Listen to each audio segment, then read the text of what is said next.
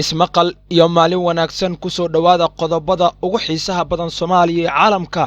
qodobada aad ku daawan doontaan waxaa ka mid ah faahfaahin ku saabsan dil goordhow ka dhacay magaalada Muqdisho, xubno ka tirsan Al-Shabaab oo la qabtay, Jubbaland oo ganax la yaab la dul dhigtay odayaashii tagay deegaanada Al-Shabaab, beesha Habargidir oo 15 neef oo geela iyo 40 ariya geysay tacsidii injineer Yariisow, Sheekh Shaakir oo shaki galiyay heshiiskii uu la galay dowladda federaalka Soomaaliya, soo nasaaray warqad xasaasi ah. qodobadaas iyo qodobo kale oo ka xiiso badan ayaad ku daawan doontaan barnaamijkan hadduu eebbe idmo. aynu ku bilaabnay rag ku hubeysan bistoolada ayaa goordhow gudaha suuqa weyn ee Bakaaraha ee magaalada Muqdisho ku dilay wiil dhalinyaro ah iyaga oo dilka kadib goobta ka baxsaday. dadka ku sugan suuqa Bakaaraha ayaa sheegay in dilka uu ka dhacay nawaaxiga masjidka Shuhadaa ee qaybta Cabdila Shideeye ee Bakaaraha, isla markaana ragga ku hubeysnaa bistoolado ay toogteen nin xilligaasi halkaasi ku sugnaa. meydka marxuumka ayaa waxaa goobta ka qaaday dad shacab ah oo halkaasi ka ag dhawaa, waxaana durbo goobta ka baxsaday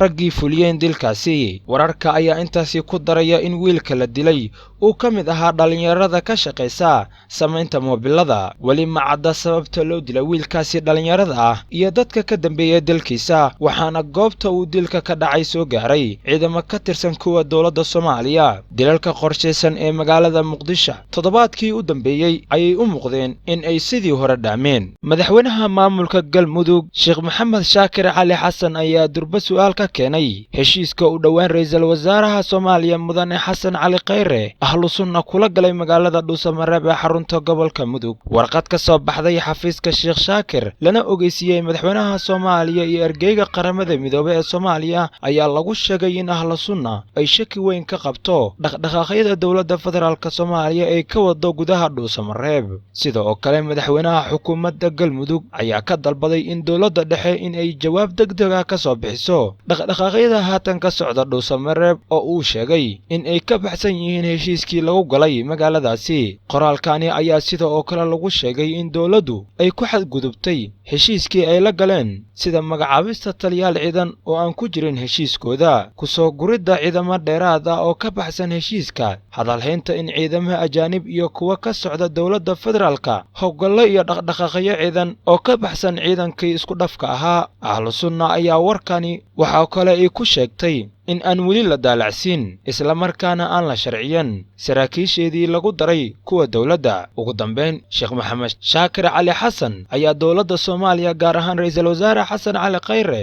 ka dalbaday in uu ka dhabeeyo heshiiskii ay la galeen iyo ballanqaadyadii oo u sameeyay shacabka deegaanada maamulka Galmudug. mas'uuliyaddii hadda ciidamada federaalka la isku daray ayaa qaadaya, wasiirka amniga ayaana u fadhiya, federaalka ayaa u fadhiya.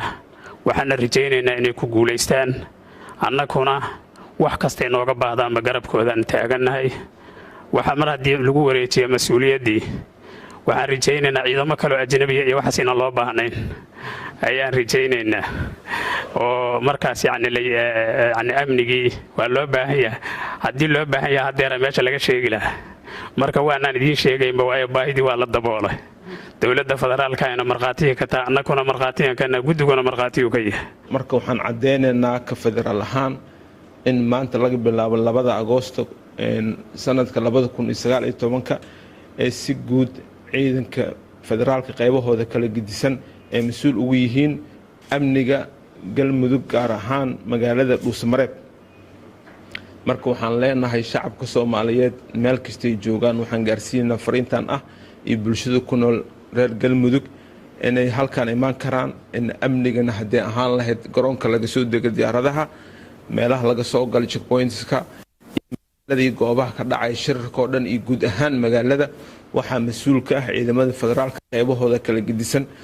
odayaal waxgarad iyo siyaasiyiin ka socday beesha Habargidir ayaa maanta tacsi ugu tagay qoyska Allaha u naxariistay gudoomiyihii hore ee gobolka Banaadir Cabdiraxmaan Cumar Cismaan Yariisow. mas'uuliyiinta ayaa waxay gogasha tacsida injineer Yariisow geeyeen 15 neef oo geela iyo 40 neef oo ari ah iyo gaari weyn oo raashin ah. xubnaha beesha Habargidir ayaa waxaa hogaaminayay madaxweynihii hore ee maamulka Galmudug Axmed Ducaale Geelle Xaaf, waxaana ku heliyay xubno sare oo ka mid ah dhaqanka beesha habargidir ayaa waxaa tacsida ka guddoomay qoyska Yariisow iyo waxgarad odayaal dhaqameed ka soo jeeda beesha Daa'uud Wacbuudhan Abgaal ee uu injineer Yariisow ka soo jeeday. warar dheeraada ayaa ka soo baxaya howlgallo lagu soo qabqabtay xubno ka tirsan al-shabaab oo laga sameeyey degmada Afmadow ee gobolka Jubbada Hoose. howlgallada oo ahaa kuwa ballaaran ayaa waxaa si wada jir ah u fuliyey ciidamada daraawiishta Jubbaland iyo kuwa nabadsuwida ee maamulkaasi. taliyaha ciidamada daraawiishta ee Afmadow Mahad Maxamed Islaam ayaa sheegay in ujeedka howlgalladani uu ahaa kuwa lagu xoojinayo amniga degmadaasi. sidoo kale wuxuu tilmaamay in lagu soo qabqabtay rag lala xiriirinaya al-shabaab kuwaasi oo ay haatan ku socdaan baaritaano dheeraad ah. taliya Mahad Maxamed Islaam ayaa intaasi ku daray in ay gaari doonaan deegaanada hoostaga degmada Afmadow si ay uga saaraan dagaalyahanada al-shabaab. muddooyinkii dambe Jubbaland ayaa howlgallo baraani ka socday gobolka Jubbada Hoose maadaama dhowaan doorasho ay ka dhacayso magaalada Kismaayo ee xarunta gobolkaasi. Jubbaland ayaa shaacisay in hub lagula dagaalamaya al-shabaab iyo tallaabo adag ay ku qaadayaan odayaashii fuliyey amarkii ka soo baxay ee dhowaan tagay deegaanada ay arrimiyaan. taliyaha dhanka amniga ee madaxweynaha dowlad goboleedka Jubbaland Mudane Cabdi Mahdi Cabdisalaan oo la hadlay warbaahinta ayaa sheegay in ay la xisaabtamayaan odayaashii islamarkaana ay dhigi doonaan xabsiga muddo 6 bilood ah. waxa uu tilmaamay in lagu ganaaxi doono mid kasta inuu keeno 2 qoray sida oo kalena lagala noqon doono kalsoonida odaynimo sida uu hadalka u dhigay. dhanka kale Cabdi Mahdi Cabdisalaan ayaa xusay in aan loo dulqaadan doonin dadka la xiriira ama la macaamila al-shabaab ee ku sugan deegaanada maamulkaasi. hadalkani ayuu ku soo aadayaa iyada oo saacadihii la soo dhaafay al-shabaab ay ku soo bandhigeen deegaanka Buulo Fulay ee gobolka Bay ilaa 80 oday dhaqameed oo ay sheegeen in ay ka yimaadeen maamulka Jubbaland iyo Koonfur Galbeed Soomaaliya.